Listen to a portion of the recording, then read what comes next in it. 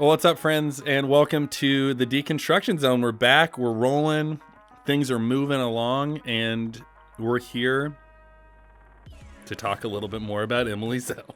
It's what we've always been here to do. No, you said you had something for us to talk about today, on a serious note, so Yeah, way to just call me out. what are we talking about today? So, okay, interesting. This isn't necessarily deconstruction-y, but it's kind of fascinating. Okay. So I went and saw, so my siblings were in the musical Jospeh and the Amazing Technicolor Dreamcoat. Oh, yeah. Have we seen this musical? Mm-mm.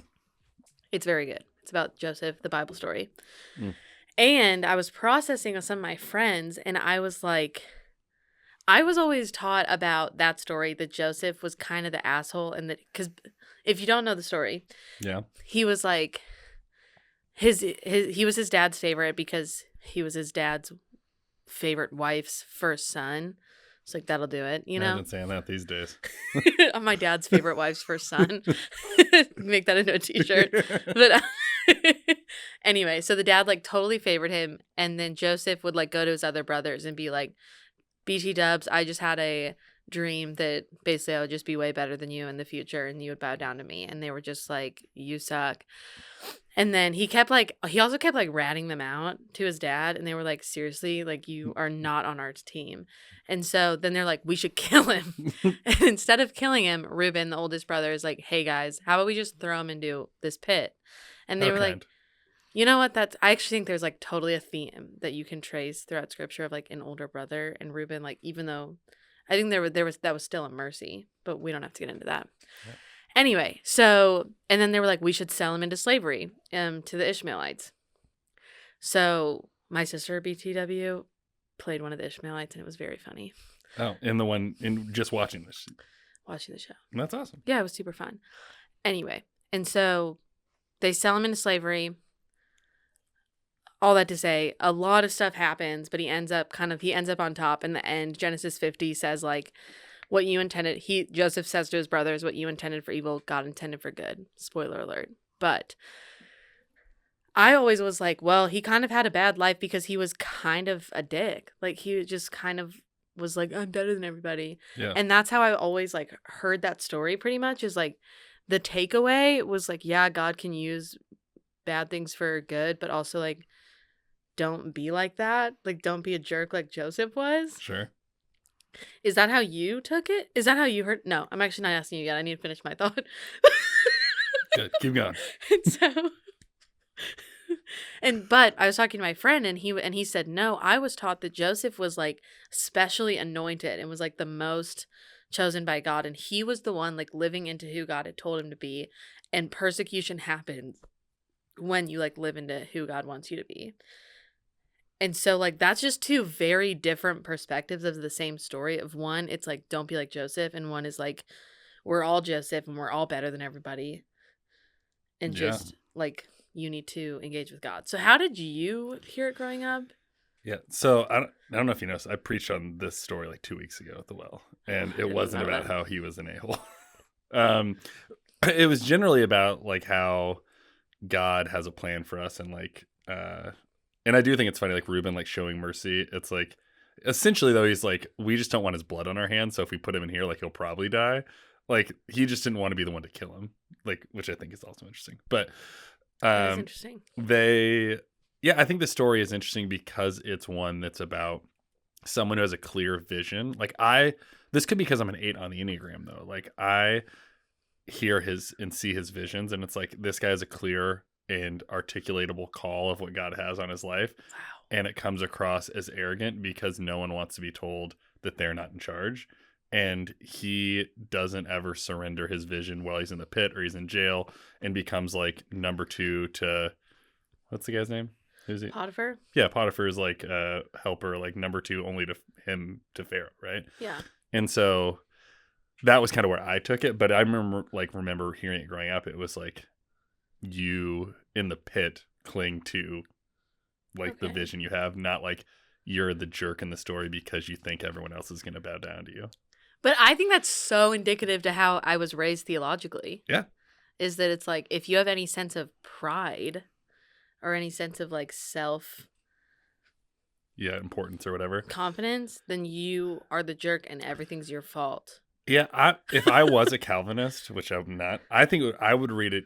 I would read it the same as I read it, because it's like God preordained a plan for me that is like where I'm going, like that. I see him having to cling and trust to the plan God has. But they always told us to not, if we feel like that's God's plan for us, to not tell anybody. Yeah, because it's just rude. but I think that's like more a like that's a bad theological like takeaway from a story, to try to just tell your congregation to not like rise up and revolt. Oh my gosh. Like, because Whew. his story, like him telling his brothers, though like a bad move in this, like it's, if I have older siblings, and to be like, hey, I'm gonna rule over you someday, they don't take it well, right? Yeah. And so like he probably could have had more tact, but it never, like his calling never, like he's a called and anointed person in that story, but it's his interaction with others might be problematic, maybe. Okay. But it's like his. But that's not the point of the story. For me, it's not the point of the story is like hanging on through like a lot of adversity. Yeah. No, I think that's probably not the point, but I honestly wasn't really challenged in that until earlier this week. And I also won't say that what I say is the point is the point. That's just how I If have, Danny says it, have that read- settles it. Put that on the shirt. You get it for Annie. Yeah, sweet. Kind of dark. Okay. Sweet birthday gift. Happy birthday, babe. Sorry. Annie, we love you. Fan of the show. Fan of the show. What? No, I was gonna say something, but I forgot it. Well, I think I don't know what you're gonna say, but I do think that's an interesting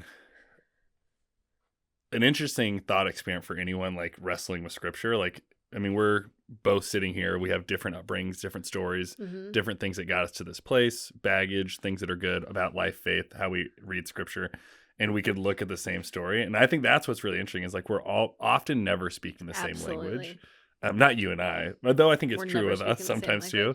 But we often take for granted, like when I tell a story, when I preach it, right? Like I'm like, oh, this makes sense. Slam dunk. This is where we're at. And someone could have a completely different thing. And whether it's challenging or they're like, this is all BS, I do think it's interesting. Like we walk in, and I think at the core, it's like a good reminder to be like, remember when you go into any conversation with someone about life, faith, or whatever, like we're probably not all holding the exact same cards in front of us. Yeah. And like we see the situations differently. Back to the story. So do you not feel bad for the brothers at all? I don't know what I'd feel bad for them about. Because they're not their dad's favorite. Oh, that sucks. I think there's a lot of that in the Old Testament of like favoritism. I think that's one of the weirdest parts of it. Like, oh, this is my favorite son. You get my blessing. It's so arbitrary and odd to me. And so I kind of just like, I don't engage with that part of things a lot, like the hierarchical favoritism structure, or like firstborn, whatever thing. But I think if you don't engage in that dynamic, because I think a lot of more fundamentalist churches take that dynamic and bring it into how they otherize people today. Like there's the blessing goes to one person.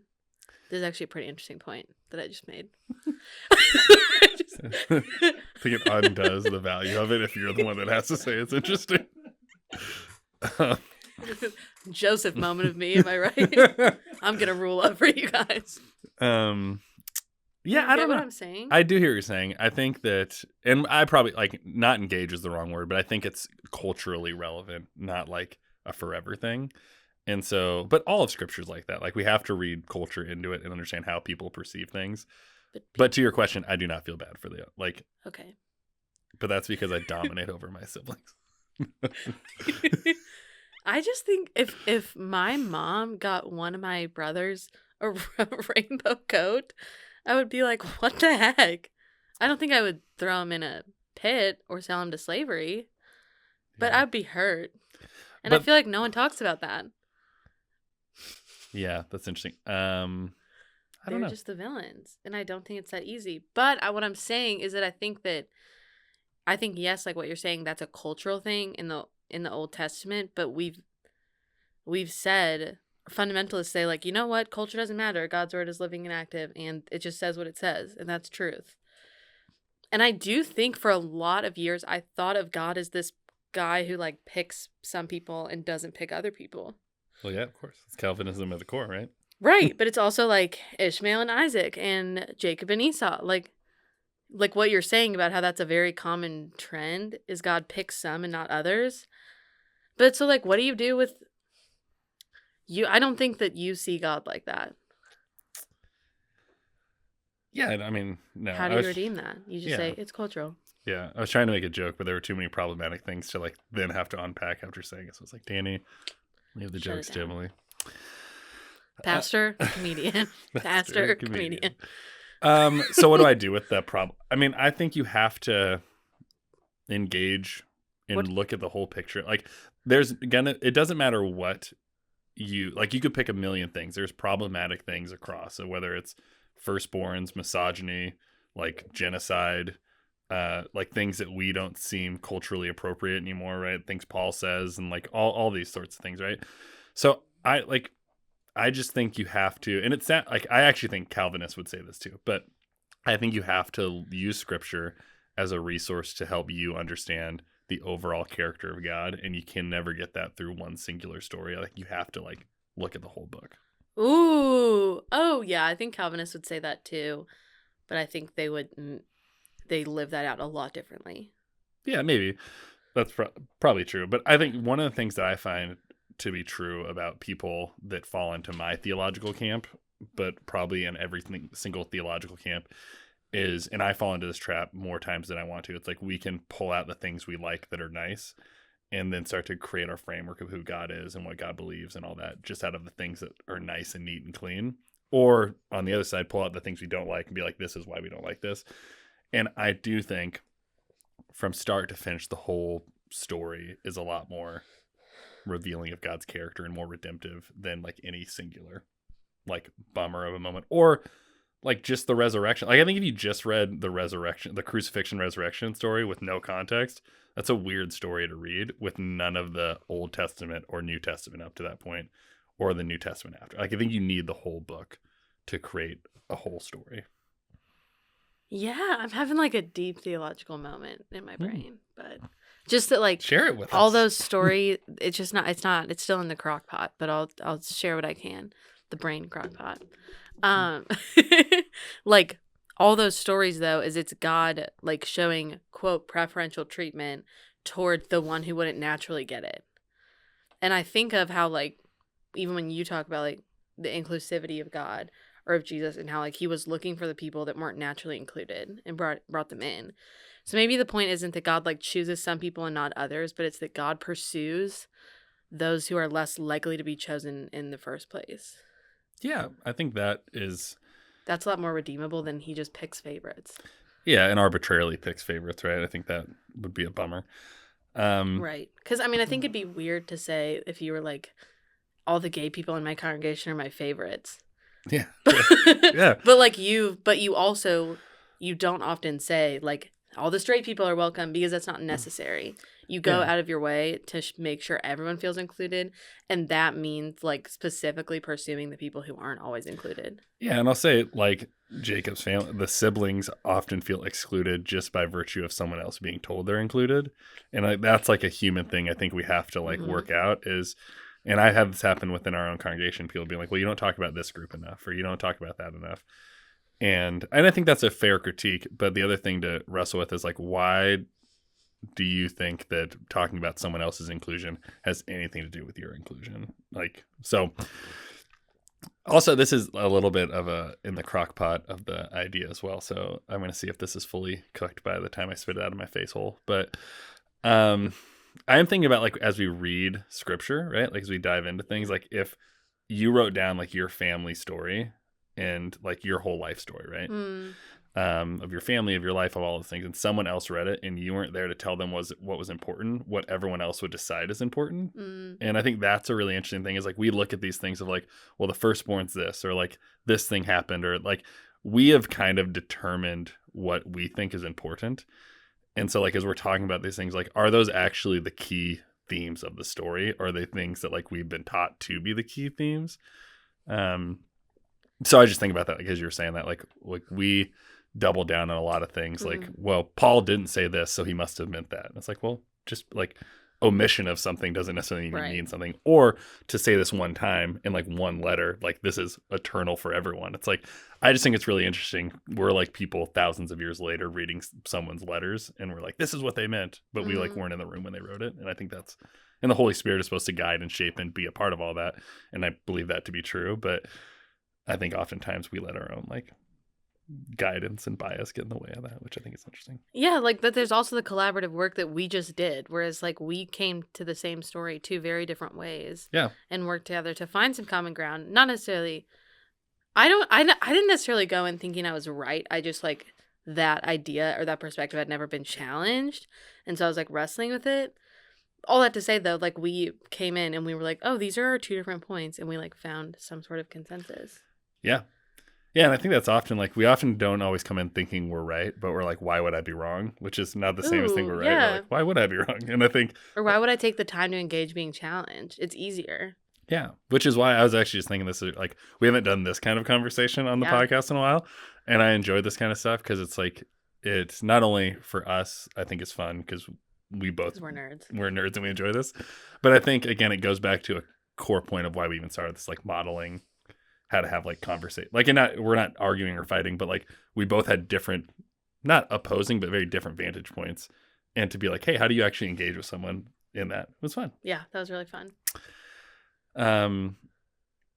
Well, how are you in general? Like, are there any check-ins, life updates, anything going on for us as we're like diving into your story? Deconstruction related? Deconstruction related? I've been like the past 3 weeks, I've gone to church every week, which is pretty wild. That's cool. Different places. But it's been good. It's just been very like, we go and then, yeah, like we go and then we like talk about the sermon afterward, and it's just like a really sweet, nice, like, I like that thing to process. And have you been going? Has it been a different place the last, you said 3 weeks? Yeah, just because it was kind of like, because the well's been like online, it was kind of like, I know that you were still doing it, but yeah, we took that as like a time to see other places. Yeah, well, you went to, that's not what I was asking, but it wasn't like a why are you at the well question. But you did the Universalist or Unitarian Church? Two different UU churches. Okay. And then we went to the Gathering. Oh, cool. Week. Yeah, which I'd never been. Which one did you go to? The McCausland side? McCausland. Nice. It was cool. Cool. I went to a Gathering birthday party, so I felt like I was in a little bit, you know? So I was like, what's up, everybody? Everyone knows me. Did you go to Maddie's birthday? Whose birthday? Yeah. Also, I went with our friend Sadie, who you've seen on the podcast, and she was like, this is Emily, half of the Deconstruction Zone. And this guy who I'd never met was like, that's a big deal. And I was like, is it that big of a deal? And he was like, it is a big deal. And I was like, oh. Do you know who it was? His name was Tyler. Oh, yeah, Tyler Curtis. Yeah. I was like, oh, we're a big deal. Yeah, that's fun. So shout out to you, Tyler, if you're listening. So that's cool. It made me feel like a celebrity. I didn't know if Tyler listened. That's good.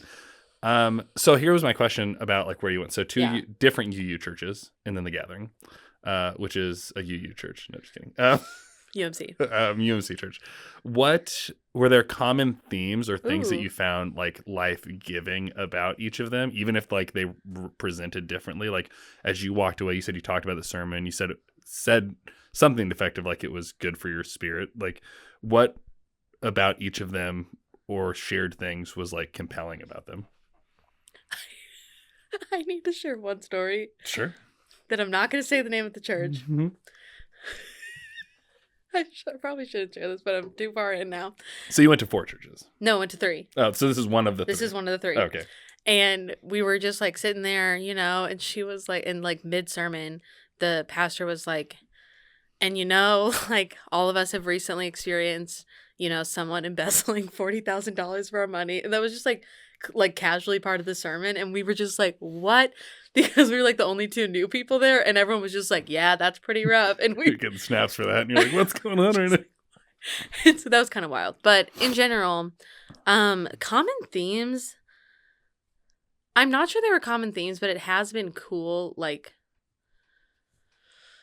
I'm trying to think. It's just been cool to be able to like have, it's just a space that creates conversation. All 3 of us have been. And so like we've gone to church and then like gone out to lunch afterward, and it just creates conversation about the sermon, and also is just like generally encouraging and also like helps about life. But one thing that one of the UU churches said that I've loved and I've been thinking about is just The pastor said, you don't have to believe alike to love alike. Hmm. And I just think that that's just so beautiful. And I've just been processing through even like our own podcast, and just I was like kind of working on new merch today, and I was like thinking about that line because I was like, I think that's one of the points of. Yeah, what was the one you made? Like, we don't have to agree to still like each other. You made like a shirt that said something. It just says we can still be friends. We can still be friends. Yeah, because I think that's important. Yeah. I do think it's an interesting part of just like humanity at this point. It's like, if you're not in, you're out. If you're not with me, you're against me type thing. Yeah. And I think trying to figure out like how we can have it, like we can still be friends and disagree. I was just talking to someone today, another pastor, about how there are people at the Well who are fully inclusive LGBTQ people, and then some that aren't. We have Democrats and Republicans. We have people on this side of this issue and that side of the other issue. And I think people have really embraced the mantra that like your seat at the table can't cost someone else a seat at the table, like, and really embrace that. Yeah.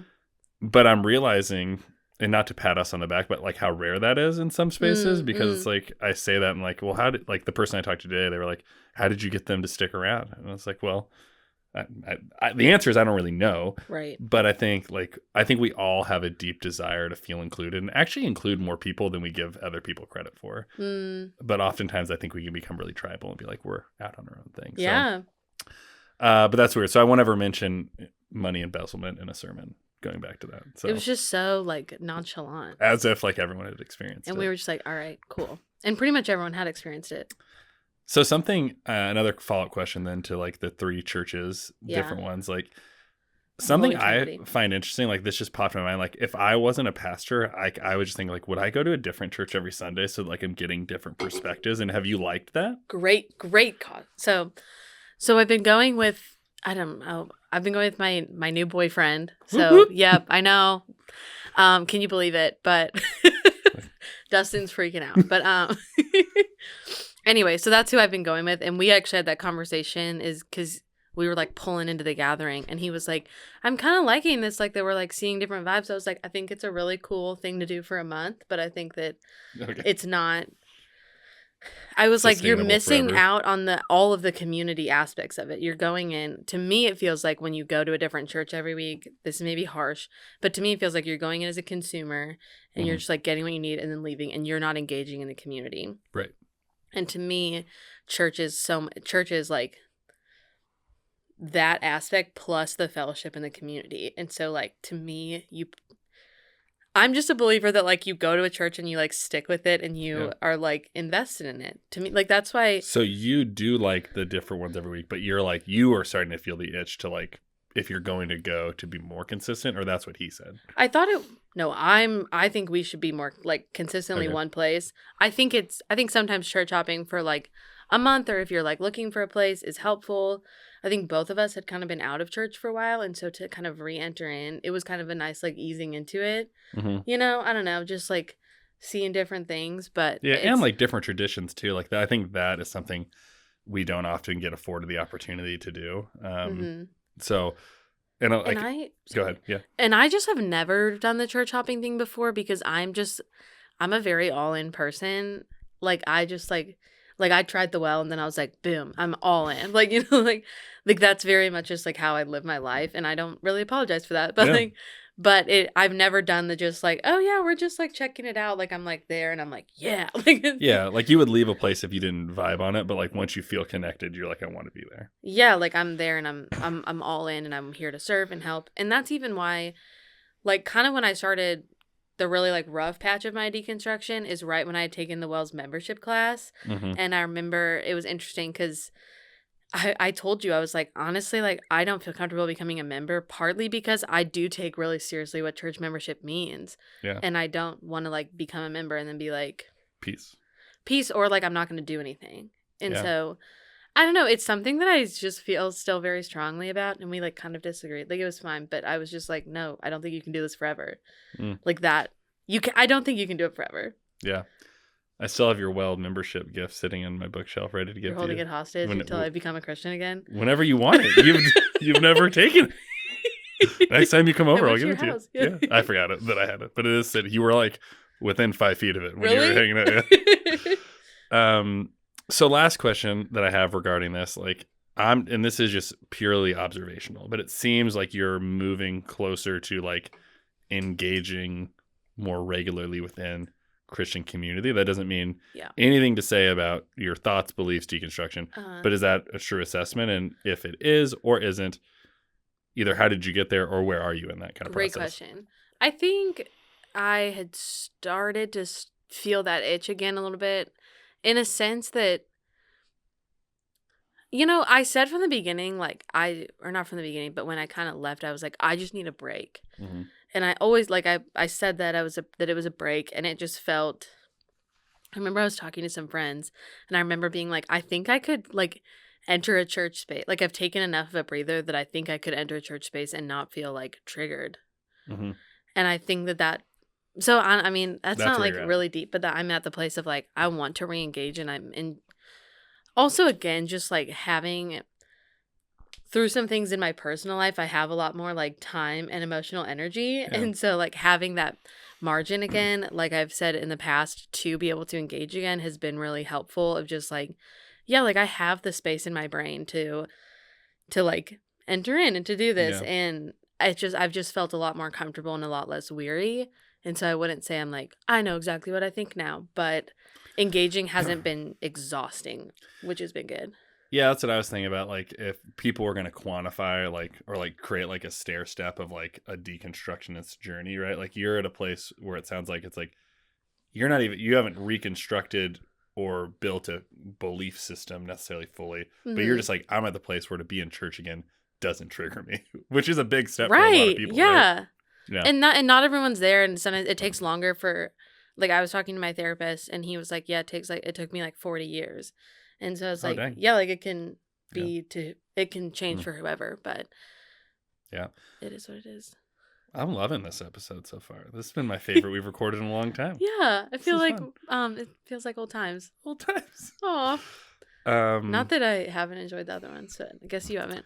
No, I for sure haven't. No, I'm just kidding. Well, I did last episode. I was like, "That's shitty" to whatever you said, so it's kind of intense. You did say that. I rewatched that and I was like, "Whew, Emily, you just kind of came guns blazing." It was great. I went back and re-listened to it. I thought it was fun. Yeah, it was a good conversation. I actually thought it was in the next episode, so I went looking for it, and I was like, maybe I dreamed that, and then I found it in the other one. So nice.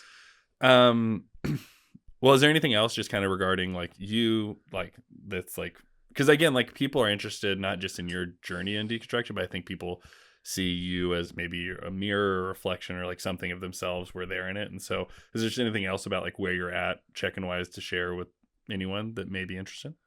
I mean, it's May, so I'm just trying to like get through the school year as a teacher. Honestly, I feel like that's kind of it. I do feel like I'm in an interesting season of like kind of refiguring out what my life looks like. Yeah. And is this going to be your really first summer full-time teaching?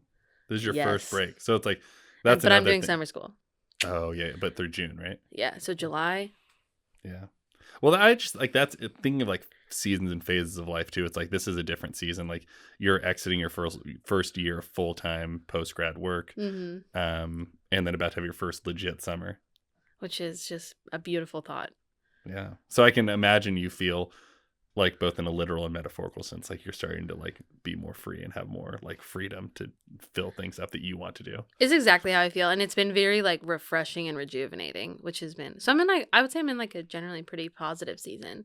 It's just one that I don't have a lot of like, this is exactly what's going on. Yeah. Can you believe that we're getting close to our 52nd That's episode, wild our year anniversary? Is this episode 46? I think that's about right. Right now, there's a little bit of discrepancy into what I get sent and what we think we're recording and then what gets posted. But so we should just stop saying that? We should probably not say what they are. I'll get a good show. But we're somewhere in the 40s. I mean, we're in like the high 40s. I think this will be 47. So I broke my own rule. Just but I think this will be 47. So, all right. So one of the things we had talked about before recording was we want to keep doing kind of our email corner. Email corner. I do love your commitment to the consistency of it. It's been the same tune every time. Yeah, you haven't changed it, and I love that.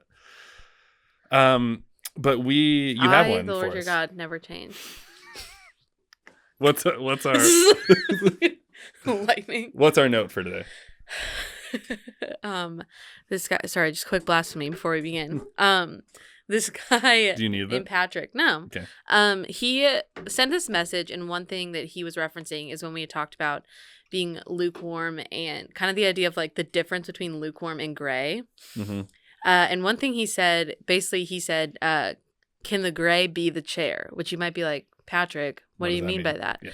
But what I think he means is like, can the gray ever provide enough clarity and consistency that it can be a foundation? And I think that's a fascinating question. And honestly, I kind of want to throw that question on you because from afar, not to answer for you, it seems like you have kind of found a rhythm or a way of making sitting in the gray somewhat still like a foundation. Yeah. So to answer I think that you can find foundation, and I think it's way more freeing than people think. It appears exhausting and frustrating, and like it's this like anarchy and wasteland of everything goes. I have not experienced it that way, but I do know that people sometimes perceive my thoughts and theologies that way, maybe. Mm-hmm. But yeah, I find a lot of stability in it. But I will say there are times, and we've talked about this before, I long for the perceived stability of like hardcore conservatism sometimes. Yeah. Like it's just and this is I don't think this is going to cause anyone to like have any stumbles or anything. But there's sometimes I ask, like, am I wrong? Like I wonder that all the time. Like am I wrong on this? But those are questions I ask myself that about it pretty much everything all the time. Yeah. Like I try to hold things loosely, but I have not found those questions to be detractors, but actually create like much more stability as I wrestle with things like that. But there are certain things that aren't great. Like I think Jesus lived, died on a cross, and was resurrected and is the Son of God, right? So there's certain things that are not great for me. But I think a lot of the extra stuff we built around it, much like as like I said, we're reading the story and we're saying what's important or not important. I'm just letting all that stuff be secondary to like Jesus is the most important for me. I think that makes sense. So, and I think I didn't read the whole the message, so you might have a little more thought on it. But I like part of what I know a lot of people wrestle with is not just like the tension that's found in the gray area, but how other people perceive it as a lack of faith for them. Like they're like, oh, you've abandoned the truth. And progressives do this too. When people abandon that and go more like they think the center is gray. Mm-hmm. And so like you can go either way and piss people off as you sit in the gray. But I think sometimes the perception of the outsider is what can be the most daunting part of it. And I think that's why starting to figure out like what are like if you're using the chair analogy, like what are the legs that hold it up, and what are the things that are, do you have non-negotiables? Is anything non-negotiable? Is it all up for grabs? I think those are the things you have to wrestle with as you sit in the gray area. And I think to turn the question for you, like you've been in gray, right? And so and you've had less of a experience in it maybe than I have, because you went from like hardcore black and white to then in the last year and a half, 2 years of gray. So how have you experienced it to be a stable place? Like what has it been like for you, and maybe how did you experience it in the beginning, middle, and now? Not to say this is the end, but beginning, middle, and now. Yeah, it's such a good question. And I think, I mean, one, I want to say like what you said about other people's perception, I think is just so real and makes it's hard to not jumble that with your own experience of the gray, because you could be like, I'm figuring it out. And someone could be like, you're going to hell. And then you're like, oh no, got to figure this out. And so I do think that can play a really big role. And so I just want to name that, because I would assume there are a lot of listeners that maybe are trying to live in the gray, and there are people in their life being like, then I guess you're a fake Christian. Yeah. And also before you continue, like, I think you have to also, when you articulate the gray to people, it has to come across more black and white, if that makes sense. But it's sometimes hard to articulate. Right. Well, I was just thinking about like one of our earliest interactions when your pastoral friend was bummed out about you preaching and reached out to me. Like we had this whole thing, and like trying to explain my perspective to someone that found no value in my perspective was an exercise in futility, right? There was no point, but you want to do that because we have an innate desire to justify ourselves and feel heard and known. And at least for me, maybe I felt like the most demoralizing part of it was I felt like I was just cut out from having any validity to what I said, and so my voice didn't matter. And so I think for you and what you're saying, like I think that's where a lot of people feel the frustration. It's like I'm not even given a chance to defend myself, and if I do, like it's kind of like out of pity, and no one really believes anything I'm really saying, you know?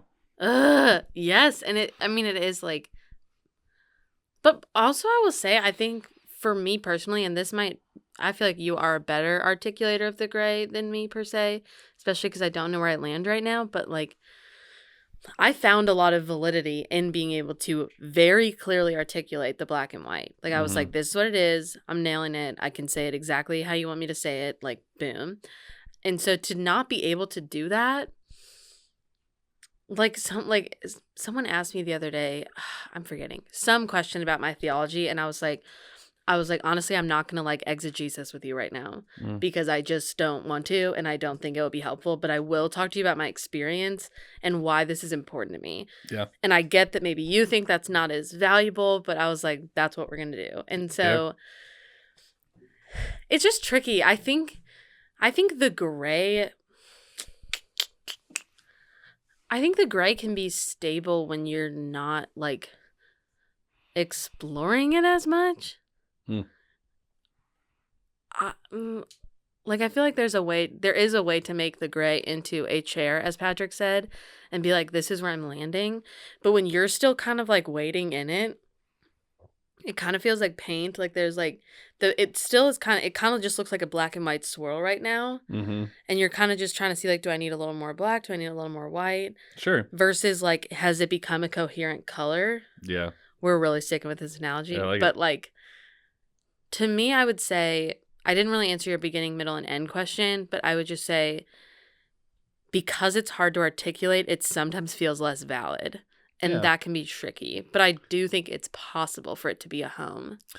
Yeah, and I do think for people like you and me, that we have different, just like the Jospeh story at the beginning, we come at it from different ways. Like, I think you're very cerebral, and I just hate to be told I'm wrong. And so I think like when people don't show us validity, like you probably feel like you're being told you're not good enough, smart enough, whatever. And I just have an innate desire of being like, oh, like I want to challenge why you think I'm wrong. And I think that's like we all have, and it's interesting to explore that, like what triggers the frustration in us. Yeah. Like there are times where people say something and I agree with them, but they say it in such a way where I'm like, screw this person, I'm going to disagree with them.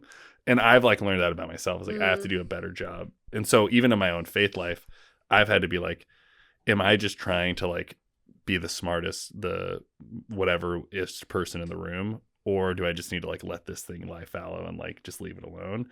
And I think there's a million different versions of that in deconstruction where it's like, why do I feel this way? Why is it hitting me this way? And like, how is the healthiest way, not for the other person to receive me, but for me to respond? Because even though like my natural desires are certain things, they're not always the healthiest. And that was another thing that like I've had to really explore. But I'm in a season of a lot of introspection right now about healthy and unhealthy things in my life. So yeah. In the interest of time, go to recommendations, or do you have any more to say about No, I was going to say, like, if I think we can land that plane. And let's go into the recommendation zone. Yeah. But there should be a different song there. So what do you have anything you're reading, consuming, thinking about? So I feel a little bit bad, but I'm going to follow up on something that I already said in my recommendations. Double recommendation. Because I said in the last episode, I think, like I said, like I just started this and now I finished it. And so I just want to be like, wow. Rabbit, which is Miss Pat's autobiography. I finished it yesterday and it's just, I mean, it is powerful and emotional and funny and just heart-wrenching, and I just honestly couldn't recommend it enough. Okay. And also I will say I'm trying to think what we watched on Movie Monday that I can recommend. We watched Palm Springs on Movie Monday, and that's one of my favorite movies ever. So is that the one with Andy Samberg? Yeah, it's like a Groundhog Day that's kind of existential and fun. I like that, and I just really love it. So those would be my recommendations. I love that. Mine, which I want to get your thought on because I text both of you guys what you thought about Baby J and no one responded. But mine is Baby J by John Mulaney. So you liked it? I loved it. As someone that's currently like wrestling with thoughts on substances and whatnot and how I respond to them, I found it very relatable, funny, and authentic. And so I dug it. I thought he was funnier than he's ever been. And because I actually don't really I find him like a little too frenetic. Okay, and so you probably loved that. Yeah, I was like, oh, like I can see like you're not doing cocaine anymore. Like right. He has a joke where he's like, and I was like, hey everybody, and he's like, I wonder why that was. Yeah. But so I'm sorry, I didn't mean to interrupt. So I thought it was great. It was really, really funny. But I thought it was like, even the way it opened, I thought was really interesting of like him like just going into his life and then being like the title sequence hits and then it's comedy. And I thought it was great. I thought that was cool. So I knew I was going to have a busy day on April 25th when it came out. I'm a big John Mulaney fan. Okay. And I knew I had a busy evening. And so I woke up at 4:30 a.m. to watch it. And I thought it was fine, but I also was like falling asleep during it. So I feel like I need to give it another chance at not 4:30 a.m. Yeah. Because I was like, was this the best choice for the special and me? But I mean, I did really enjoy it, and I did agree. It was a little less. Yeah. And I also loved how it opened, and the material was really good. I think I just was very sleepy. Yeah, I dug it, and there's not a lot. I remember you liked Nick Kroll's special, and there's not a lot that I like watch, and I'm like, I want to go tell a bunch of people about it. And this one I was like, I really loved. It was one of the best I've seen in a while. So that's how I felt about the Nick Kroll special. Yeah. All right. Yeah. Do you have any other recommendations? Same for another day. Okay. Put it in your pocket. All right. Well, with that being said, thanks for listening and embrace the journey.